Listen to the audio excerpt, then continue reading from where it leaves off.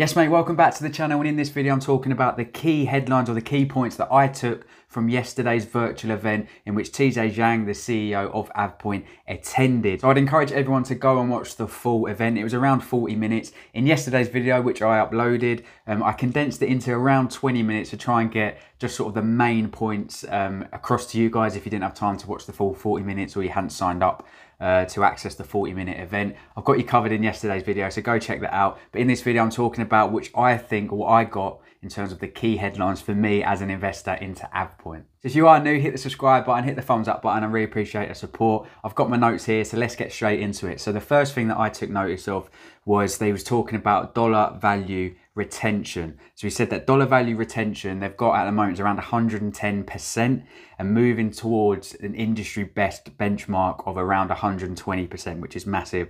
So over 70% of their revenue each financial year, which is what we've discussed in previous videos, over 70% of their revenue each financial year is already accounted for in this recurring revenue sort of business model that they have. So this next point is probably the biggest point, and I'll be doing a separate video on this because I think this is massive.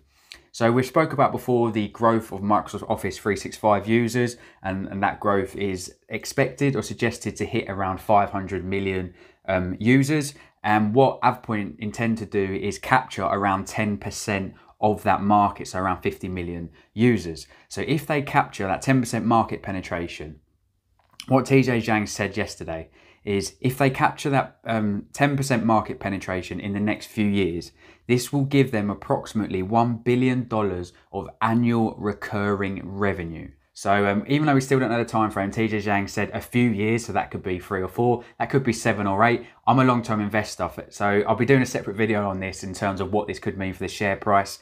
But I think this is massive, the fact that he's actually given an actual value to what this could see in terms of revenue each year. $1 billion of annual recurring revenue this could achieve.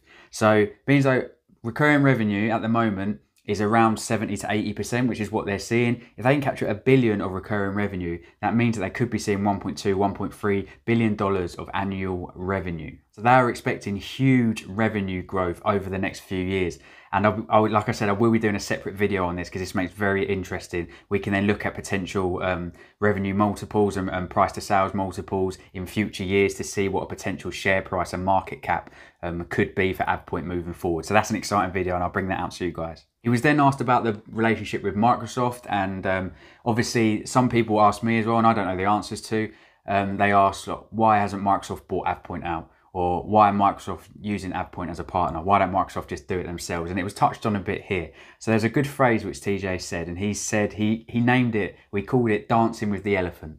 And that quote just sort of referenced the questions around Microsoft and Avepoint's ability to remain at the forefront of their cloud-based services. So they have a number of MVPs, and we've covered MVPs on previous videos. This is sort of a term or a status given by Microsoft to only a select few individuals across the world. And Avepoint actually have some of these MVPs on their actual council. And what these MVPs do, because it's a status given to them by Microsoft, they are people who actually sit on several different Microsoft product advisory councils.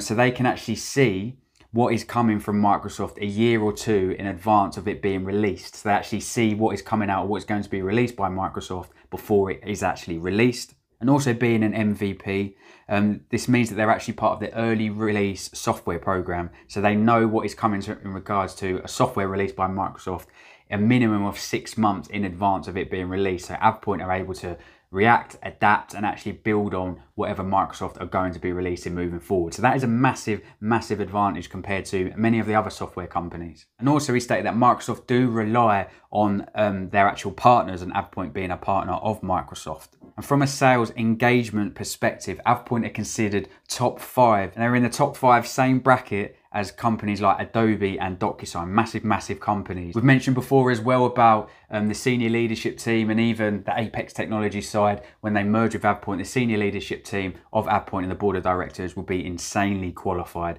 a really strong management team. And this was again reiterated and touched on by TJ Zhang in this virtual event, where he mentioned that they have amongst their board the corporate VP of Teams and SharePoint and OneDrive, Jeff Tepper. So when we spoke before about Jeff Epstein and TJ Zhang, they're just like the tip of the iceberg. They have such a strong management team behind them, and that's what I look for as well.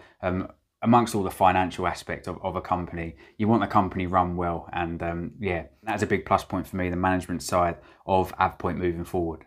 TJ also said that Microsoft is not an investor of Avepoint, and they want or intend to keep it that way as they continue to support multi-cloud world. So yeah, it was nice to see a bit of fire from TJ. He mentioned about having to cannibalize Avepoint and make sure that if something's not working, they drop it, they move on, and that they've been dancing with the elephant, dancing with the big players, with Microsoft and this question mark around, oh, Microsoft, why don't they do it themselves, or why don't they do it better?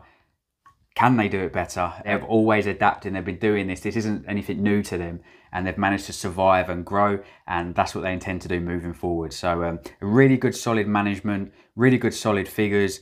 The 10% $1 billion recurring revenue target, which they've got, is huge, is massive. And the question marks around, well, what the partnership with Microsoft, I think he covered a lot of them in this virtual event. So I was very happy to hear that.